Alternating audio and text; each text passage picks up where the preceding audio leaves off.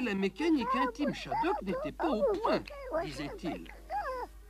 Ce qu'il leur fallait, c'était le moteur à pomper perpétuel. Il débarque le 29 avril 1968. L'air de rien, des traits simplifiés, bêtes, méchants, absurdes, audacieux. Les Shaddock font leur entrée sur les écrans français et le pays se divise. Ça a été une sorte de petite bombe télévisuelle puisque les Français se sont vraiment divisés sur cette ovni présentée à la télévision, à une époque où la télévision était quelque chose de quand même de très sérieux. C'était la voix officielle de la France. Et là, il y avait à la télévision un service de recherche qui était dirigé par Pierre Schaeffer, un théoricien de la musique concrète, et qui essayait de trouver de nouvelles formules. Les gens qui étaient contre, le premier reproche, c'était que c'était laid. Qu'est-ce que c'est que vous nous imposez là, ces dessins? Je pense que c'est un phénomène qui continue d'exister. Il y a toujours des gens pour s'imposer soit qu'on leur impose des difficultés de production, soit ils se les imposent eux-mêmes.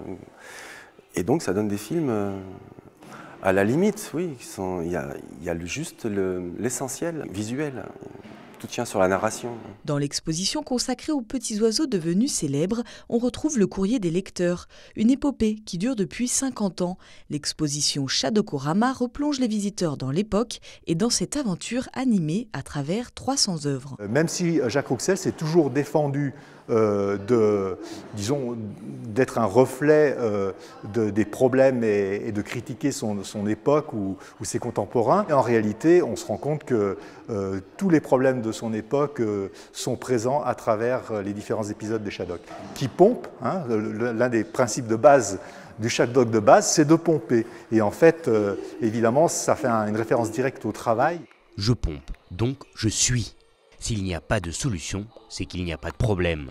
Il vaut mieux mobiliser son intelligence sur des conneries que mobiliser sa connerie sur des choses intelligentes. Un univers shaddockien à découvrir ou redécouvrir jusqu'au 15 octobre au château d'Annecy. Des visites commentées et des ateliers pour les enfants sont prévus tout l'été.